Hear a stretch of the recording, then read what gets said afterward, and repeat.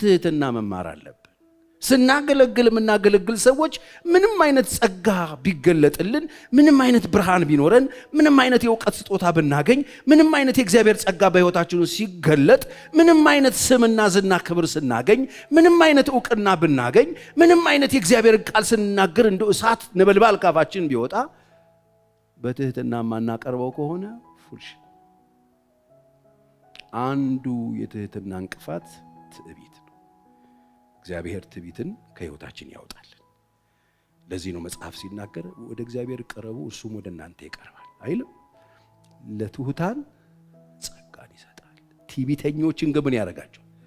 እመኑኝ፣ በጣም ጎበዝ አስተማሪ ሆኖ ትዕቢተኛ ከሆነ እንደ ሰይጣን እግዚአብሔር ይቃወመዋል። በጣም ጎበዝ ተማሪ ከሆነ ትዕቢተኛ ከሆነ እንደ ሰይጣን ነው እግዚአብሔር። መጽሐፍ ነው የሚለው። ያዕቆብ በመልእክቱ ያስቀመጠው ይሄን። ትዕቢተኞችን እግዚአብሔር ምን ያደርጋል? ይቃወም። ምንድነው የትዕቢተኞች መገለጫ? ከጌታ ሐሳብ ውጪ እኔ እበልጣለሁ። ፉክክር ውስጥ ነው፣ በቃ ውድድር ውስጥ ናቸው ያሉት። ከዛ በሽታ ውስጥ ነው ነቅል አድርጎ ኢየሱስ ያወጣቸው። ስለዚህ ትዕቢት ሲመጣ ውድቀት ነው የሚመጣው። ትዕቢት የትህትና የመጀመሪያው ጠሩ። እግዚአብሔር ይርዳል። እግዚአብሔር ከትሑታን ጋር ነው የሚቆም። ሙሴ ትሑት ነበር። የእግዚአብሔር ቃል ይነግርለታል ብዙ ቦታ ላይ። በትህትና መኖር በጣም የመሰለ ነገር የለም። ትዕቢት ሲመጣ ትህትና ከሕይወታችን ውስጥ ውልቅ ብሎ ይወጣና ብቻችንን እንቀራለን። ትዕቢተኞችን ደግሞ እግዚአብሔር እንዴት እንደሚቃወማቸው ሄዱና ዘሁልቅ ላይ አንብቡ። ዘሁልቅ ምዕራፍ 12 ከአንድ ጀምሮ ብትመለከቱትም የሚያስገርሙ ሐሳቦች ታገኛላችሁ። እስከ 13 ድረስ ተነስተው በሙሴ ላይ እንዴት እንደተነሱበት በትዕቢት ማን ነው እሱ? ምን ስለሆነ ነው? እሱ ብቻ ነው ደግሞ ማርያምን ለምንድን ነው የሚያገባው? ኢትዮጵያዊቷ ምናምን ብለው አመፅ ሲነሱበት እግዚአብሔር ተነሳ ይላል። ትዕቢተኞችን ተቃወማቸው። በለምጽ ነው ያጮላት ማርያምን። በለምጽ ሆነ። ትፈር ቢያንስ 7 ቀን ትፈራል እግዚአብሔር። ትዕቢተኞችን እግዚአብሔር ይቃወማል። ለትሑታን ግን ጸጋን ይሰጣል። እግዚአብሔር ማስተዋል ይስጣል። እግዚአብሔር አምላክ ከዚህ ውድቀት ይጠብቃል። ታውቃላችሁ፣ ትዕቢት ብዙ ጊዜ የሚታይ ስላልሆነ እዚህ ውስጥ ስለሆነ ያለው እግዚአብሔር አምላክ ማስተዋል ይስጣል። ይሄ ትዕቢት እኮ ሰይጣንን የጣለው ነገር እኮ ማለት ነው። በትዕቢቱ እኮ ነው የወደቀው። ትዕቢት በቃ ይሄ ይገባኝ በውስጡ እኮ ምሕረት ላይ ያገኝ አፈረጠው እግዚአብሔር። እሱ ምንድን ነው ካላችሁኝ፣ የትህትና የመጀመሪያው ጠላት ነው ትዕቢት። ሁለተኛው ሽንገላ ነው። ቤተ ክርስቲያንን ከአፍ እስከ ገደፍ የሞላት ሽንገላ ነው። እሱ ደግሞ ሌላኛው ጠር ነው። የምን? የትህትና። ሰው ትሁት ሆኖ እንዳይኖር የሚከለክለው ሽንገላ ነው። ሽንገላ ያልሆነውን መሆን፣ የሆነውን አልሆንኩም ማለት፣ ማስመሰል ማለት። ማስመሰል የሌለንን ነገር እንዳለን፣ የማንችለውን እንደምንችል፣ ያላልነውን እንዳላለ መሸንገል። የምንጠላውን ወድሃለሁ ማለት፣ የማንፈልገውን እፈልገዋለሁ ማለት፣ የማንችለውን እችላለሁ ማለት፣ የሌለንን እንዳለን መሆን፣ ያልሆነውን መሆን መሸንገል ይባላል። እሱ ሌላኛው የትህትና ጣል። ትሁት ያልሆኑ ሰዎች መለያቸው ይሄ ነው። ሰው ትሁት እንዳይሆን የሚከለክለው ሽንገላ ነው። የትህትና ጠር። የትኛውን ለማስመሰል የሚደረግ ጥረት ድካም ነው። በሕይወታችሁ ውስጥ የሚመጣው ድካም ነው፣ ልፋት ነው። ሕይወታችሁን ያቆሳቁለዋል። ወገኖቼ እንዳትጎሳቆሉ እኮ ነው የምነግራችሁ። አትሸንግሉ። ሽንገላ ነውር ነው። ሰይጣን አንዱ ስራው መሸንገል ነው። ታውቃላችሁ፣ አንዱ የሰይጣን ስራ መሸንገል ነው። ውሸታም ነው። የውሸት አባት አይደል? ይሸነግላል፣ ያታልላል፣ ያስመስላል። ሰይጣን እኮ እንደሱ ነው። እሱ እኮ የሚወጣው እንደ አንበሳ ነው የሚለው እኮ መጽሐፍ። አንበሳ ነኝ ነው የሚለው አይደለም። ያልሆነውን ነው ሆኛለሁ የሚለን ሰይጣን ስራው ይሄ ነው። ትሁት እንዳንሆን ይከለክለናል። ስለዚህ ሽንገላን እናቁ። አስመስለን አንኑር። አሁን እነዚህ ሰዎች ሲጠየቁ ምንድነው የምታወሩት ሲባሉ አይ ምንም እያወራን አለ ማለት እያወሩ አይደለም ወይ? አይደለም ነው እኮ እያስመሰሉ እኮ ነው። የሚከተሉት ይመስላሉ፣ ውስጣቸው ያለው ሌላ ነገር ነው። ምንድነው? አፈሩ። ያሳፍራቸዋል ሕይወታቸው።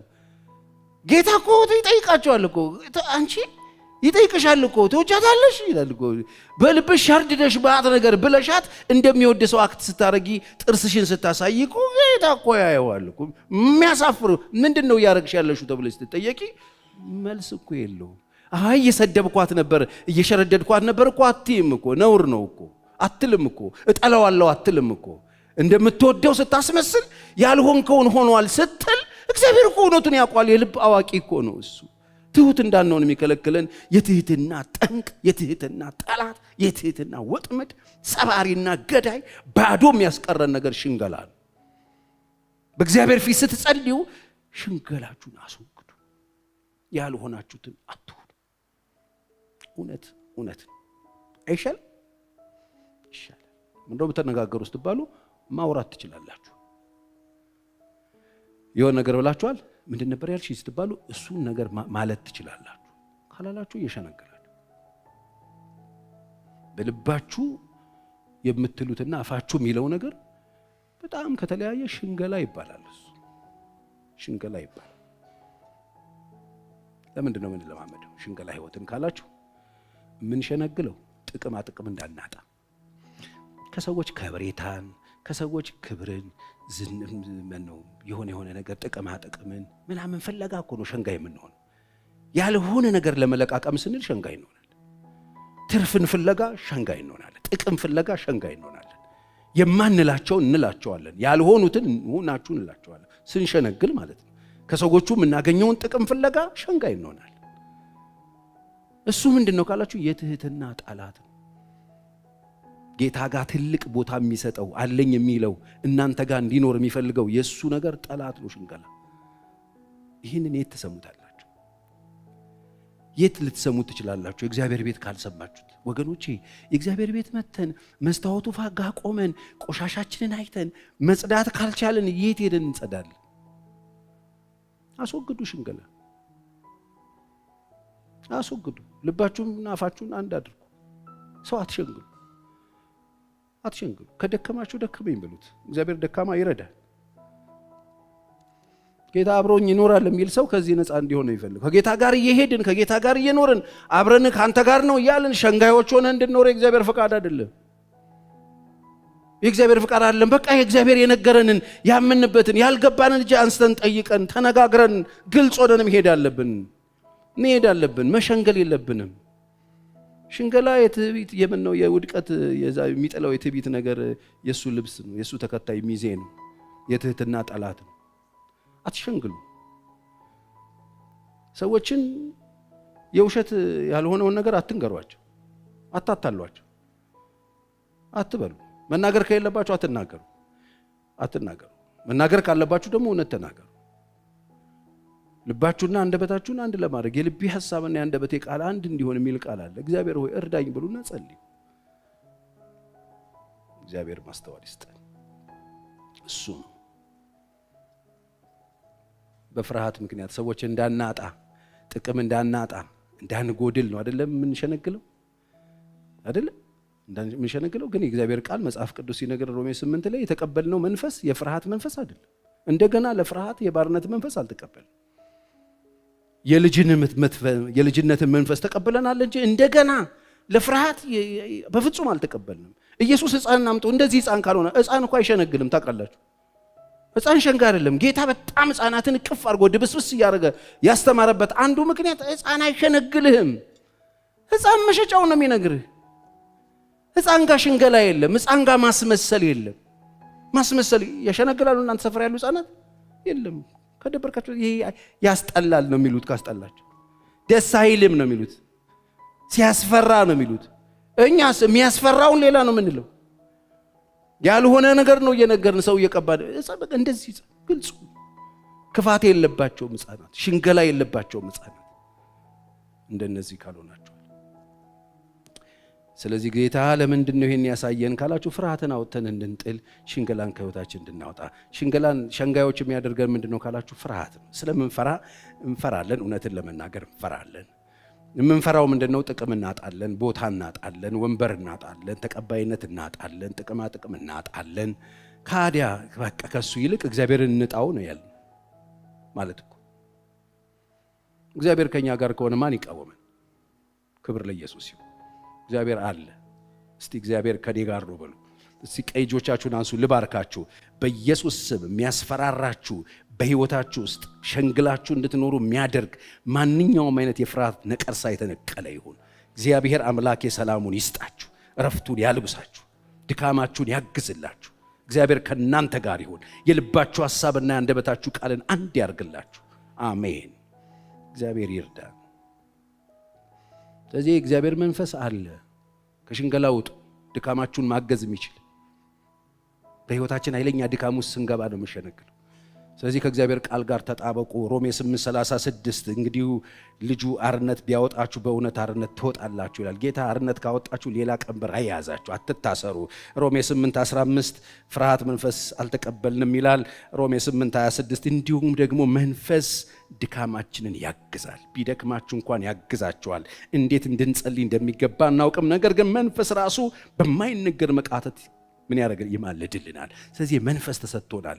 እንዳትፈሩ እግዚአብሔር መንፈሱን ሰጥቷችኋል።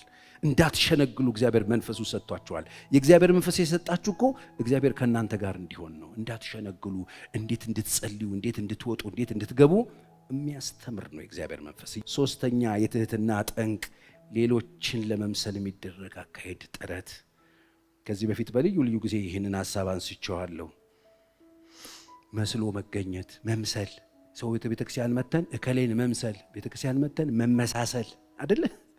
አንዱ አንዱን ለመምሰል መሮጥ፣ ፉክክር። የተጠራችሁት ሮሜ 8:29ን ሂዱና አንብቡ። ልጁ በብዙ ወንድሞቹ መካከል በኩር ይሆን ዘንድ አስቀድሞ ያወቃቸው የልጁን መልክ እንዲመስሉ ወስኗል ነው የተባለው። የተጠራችሁት ማንንም ብትመስሉ አይደል? ማንንም በሥራ ባካሄድ፣ ባወጣጥ፣ ባገባብ፣ በአገልግሎት፣ በኑሮ፣ በላይፍ ስታይል ማንንም እንድትመስሉ እግዚአብሔር አልጠራችሁ። አንዱ የትህትና እንቅፋት መምሰል፣ ለመምሰል መሄድ፣ ሰውን ለመምሰል መሮጥ፣ መሯሯጥ። እንዴ ልዩ ልዩ አድርጎ እኮ ነው እግዚአብሔር የፈጠረን። አንዲት ቤተክርስቲያን እንኳን የምናገለግል ቢሆን፣ ለአንዱ አካል እንኳን ተጠርተን ቢሆን ልዩ ልዩ ነው እኮ ሰውነታችን ላይ ያለው ብልት ልዩ ልዩ ነን እኮ። አንዳችን ለመምሰል መሯሯጥ የለብንም። እናንተ ወንበር ላይ ደግሞ ቁጭ ብላችሁ ሰው ለማመሳሰል የምታወዳድሩ ሰዎች ሊሆን አይመጣውም፣ በፍጹም አይሆንም። እንደ ባርኮድ ነው። እኔ ባለፈው ተናግሬ ያለው ባርኮድ አይታችሁ ከሆነ አሁን አስራት ምናምን የምትከፍሉበት መባ ምናምን የምትሰጡበት ባርኮድ የሁሉም ሆቴል ምናምን ባርኮድ ተመሳሳይ ነው ይመስል፣ አንዱን ግን አይከፍተው። የህይወት ላይ መስመር ነው። የእያንዳንዳችን የህይወት መስመር ይለያያል፣ አንድ አይደለንም። እግዚአብሔር ማንንም ጠርቶ እንደ ሳሙና እየከረከመ እንደ ጽድ እየከረከመ አንድ አይነት አያረገንም። ይህንን እወቁ። ቤተ ክርስቲያን መወዳደሪያ የሩጫ ትራክ አይደለችም። አትመሳሰሉ፣ ራሳችሁን ሁኑ። ቤተ ክርስቲያን ከመጣችሁ በኋላ ልጁ በእናንተ ሁኔታ ነው የሚገለጠው። ማንንም ለመምሰል ጥረት አቁሙ። ባለባበስ ቢሆን፣ ባካሄድ ቢሆን፣ ባስተሳሰብ ቢሆን፣ በመረዳት ቢሆን፣ በመውጣት ቢሆን፣ በመግባት ቢሆን፣ በላይፍ ስታይል ቢሆን፣ በእያንዳንዱ ነገር ራሳችሁን ሁኑ። አንዱ ትልቁ መከራ የትህትና ጠላት ሰው መጥቶ የሆነ ሰውዬን መስሎ። እኔ እንኳን በህይወት በዚህ አገልግሎት ዘመን ያየኋቸው በጣም ብዙ ታች የነበሩ ቅሽቅሽ ይሉ እሳቱን በጣም አገልግሎቱን በጣም ይፈልጉ የነበሩ ሰዎች፣ እነዛ ሰዎች የጸለይንላቸው ጉባኤ ውስጥ የነበሩ ሰዎች ሲሮጡ መጥተው እነዛን ኮት የለበሱት እነዛ መጽሐፍ ቅዱስና ፎጣ ያዙትን ሰዎች ደገሟቸው። አሁን እኔ ማማንን ይመስላል ብትሉኝ ሕያው እግዚአብሔር ምስክሬ አወጣቸዋል። ማማንን እያየ ይሄ ሰውዬ እንደተፈጠረ ነግራችሁ በዚህ 20-30 ዓመት የተነሱ አገልጋዮችን ብታመጡልኝ ማማንን እንዲመስል ማማንን መስሎ እንደወጣ ነግራችኋለሁ። እድገታቸው እዛ ጋር ነው የሚቆሙ። እነዛ ያዩዋቸውን አገልጋዮች የሚመስል ነገር አደረጉ። እነሱ የሚነዱትን መኪና ነዱ። እነሱ የሚያረጉትን አይነት አረጉና ጨረሱ። ሌላ የለም በቃ። ከዛ በላይ ሄዱ። ማንንም አትምሰሉ። እሱ የትህትና ጠር ነው። በቃ የጨረሳችሁ ይመስላችኋል። ክርስትና ግራጁዌት ያደረጋችሁ ይመስላችኋል። ክርስትናንም አገልግሎትንም ያጠናቀቃችሁ ይመስላችኋል። እግዚአብሔር በእናንተ ሕይወት ሊሰራ የመጣውን ነገር እንዲያቆም ታረጉታላችሁ። ትወድቃላችሁ። ትዕቢት ይጥላችኋል። ትህትናችሁ ከሕይወታችሁ ይርቅባችኋል። ሰው ለመምሰል የምትሮጡ ከሆነ እከሌ ለመምሰል የምትሮጡ ማንንም እንድትመስሉ የእግዚአብሔር ፈቃድ አይደለም። አንድዬን የተቀመጠለት ሁላችንም በእኛ ሁኔታ ወደ እርሱ ነው የምንሮጠው። ማንንም ለመምሰል አንሮጥ። ለዚህ ነው አንዳንድ ሰዎች ያመጡና እከሌና እከሌን ነው የሚያመሳሰል። እከሌ እኔ ከማንም ጋር ልታወዳድረኝ አልችልም። ከማንም ጋር አልመሳሰልም። ልመስልም አልፈልግም። አንዳንድ ሰው እንደምንም አጠጋግቶ ሊያመሳስለኝ አልመስልም። እኔ ራሴን ነው መስል። በእኔ ህይወት መስመር ይሄድ የለም። ብቸኛ ሰው እኔ ነኝ። በእኔ ህይወት የሄድኩት አሻራዬም የራሴ ነው። የኔ አይነት አሻራ ያለው ዓለም ላይ የለም። ያንቺ አይነት አሻራ ያለው ዓለም ላይ የለም። አሁን ትልቁ ፈተናና ችግር ይሄድ የቤተክርስቲያን ችግር፣ የትዳር ችግር። ባል ይመጣና ሚስቱን ከጓደኛው ሚስት ጋር ያመሳስላት። ሚስት መጣና ከእንትና ባል ጋር አታመሳስሉ። ራሳቸውን ነው ሰዎች እንዲሆኑ መደረግ። ቤተክርስቲያን ስትመጡ ራሳችሁን ነው የምትሆኑት። በራሳችሁ ሁኔታ ኢየሱስን ለመምሰል ትማራላችሁ። አሜን በሉ። በቃ ማንንም እንዲመስል አልተጠራ። ለመምሰል እንዳትጥሩ። አንዱ ጠላታችን እሱ ነው። መስሎ መገኘት የመንፈሳዊ ነገር ጠር፣ የመንፈሳዊ ህይወት ጠላት፣ የመንፈሳዊ ነቀርሳ መምሰል። አልሆንማ አይደለንማ። ልንመስል እንችላለን፣ ልብሱን እንገዛዋለን፣ ስታይሉን እንቆረጠዋለን፣ የዛን አይነት ስታይል ልንከተል እንችላለን። ግን አይደለንም። አንዱን ባርኮድ ከአንዱ ባርኮድ ጋር በምንም ታምር አንድ ሊሆን አይችልም። የሆነ ሆቴል የበላችሁበትን ባርኮድ የሆነ ሆቴል ሄዳችሁ ልትከፍሉበት አትችሉ። እዛ ደግሞ ሌላ ግን ይመሳሰል። በሰውነታችን አንድ ነን። ምንም ሰው ነን ሁላችን። ባርኮዳችን ግን ይለያያል። የአንዱ አሻራ ከአንዱ አሻራ ጋር አይገናኝም። ለምንድን ነው እግዚአብሔር እንደዚህ ያለያየ? ለምን ይመስላችኋል? ለምንድን ነው ታዲያ አንድ አይነት ያላረገን? ቢ29 ሳሙናን ብታመጣው ቢ29 ከቢ29 ነው። ላዩ ላይ የሚያሽጉበት ማሸጊያው ባርኮዱ ሊለያይ ይችላል። ሳሙናው ግን ሳሙና ነው። አንድ አይነት ናቸው። እኛ ግን እንደሱ አይደለን። ይሄ አሻራችን አንዳችን ከአንዳችን አይገናኝም። ዓለም ላይ ያለው 7-8 ቢሊዮን ህዝብ አምጣ አንድ አይደለም። ለምን ነው እግዚአብሔር ያለያየ? የተለያየን ስለሆነ፣ አንድ አይነት ስላልሆነ፣ በየራሳችን ሁኔታ እግዚአብሔር እንድንገለጥ ስለፈለገ። እግዚአብሔር ይርዳል። የትህትና ጠላት ነው ማስመሰል፣ ለመመሳሰል የሚደረግ በኑሮ ውድድር መመሳሰል፣ በመኪና ለመወዳደር፣ በአለባበስ ለመወዳደር፣ በአገልግሎት ለመመሳሰል። አሁን ማን ከማን ይለያል? ተከርከመን አንድ አይነት ሩጫ። በቃ አንድ ሰው የሆነ ነገር ይዞ ካየን የሱ አይነት እንላለን። እንዲህ ለምን የራስ አይነት አታረግ? የሱ አይነት። በብዙ ነገራችን ተለክፈናል። እግዚአብሔር እንደዚህ እንድንሆን እንዲጠራል ይመስላችኋል? እግዚአብሔር እናንተ ስትመስሉ ልትሆኑ የተፈለገው ነገር ይጠፋ። የመንፈሳዊ ነገር ጠላት፣ የእግዚአብሔር ፕላን ጠላት፣ የእግዚአብሔር ፕሮግራም ጠላት ትሆናላችሁ። ለምን መሰላችሁና ቁጭ አላችሁ? እግዚአብሔር ከመምሰል ያውጣችሁ፣ መሆንን ይስጣችሁ። ዞር በሉና እግዚአብሔር እንድትመስል ሳይሆን እንድትሆን ተጠርተሃል በሉት።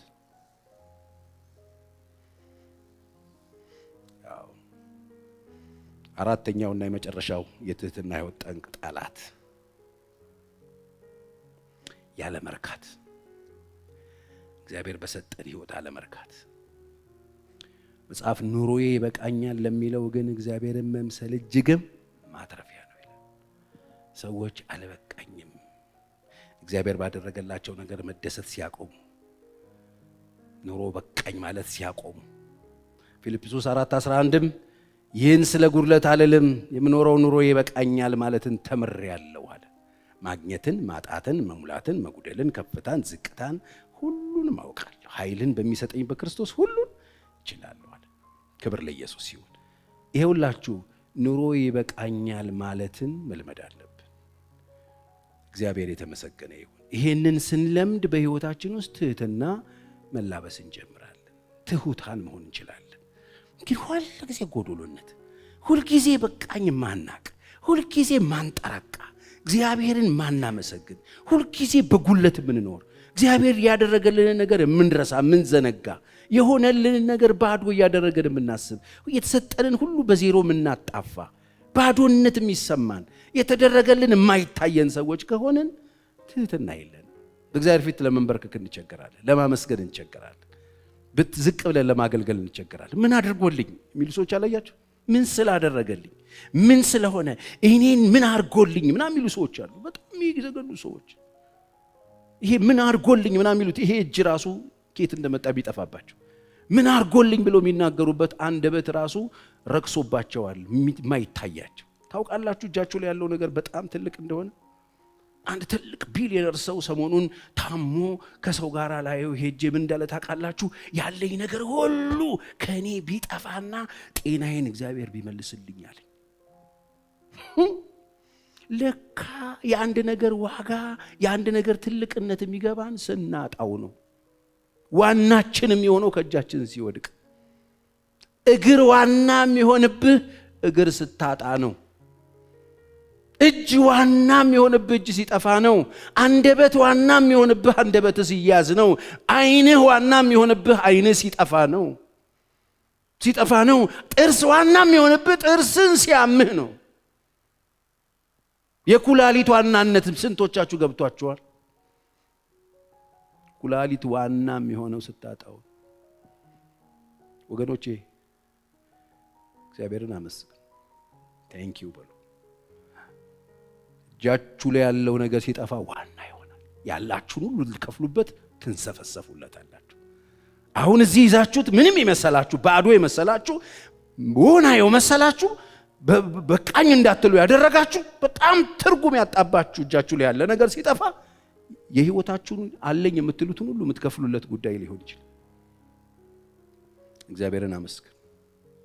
ከዚህ ችግር የምንወጣው ከትዕቢት የምንወጣው እንደዚህ ትህትናችንን ካሳጡን ማስመሰሎች ውስጥ የምንወጣው ከሽንገላ የምንወጣው ከውድድር የምንወጣው በቃኝ ካለ ማለት ህይወት ውስጥ የምንወጣው እነዚህ ዋና ዋና ነገሮች ሲገቡን ነው። አንደኛ እኛ ራሳችን ምንም አለመሆናችንን ስናውቅ፣ በራሳችን ምንም ነን። ትንፋሻችን እኛ እጅ ላይ የለም። ትንፋሻችንን የያዘ እግዚአብሔር አለ። አሜን። በራሳችን ምንም ማድረግ አንችልም። እግዚአብሔር ስለረዳን ብቻ ነው እዚህ የተገኘ ነው። እስቲ አሜን በሉ። እኛ ራሳችን ምንም የሚገባን የምንለው ምንም ነገር የለም። ይገባቸዋል ያለን እግዚአብሔር ነው። እዚህ ማንም ሰው ተገብቶት የእግዚአብሔርን ምሕረት የተቀበለ የለም። እግዚአብሔር መሐሪ ስለሆነ ነው እየኖርን ያለ ነው።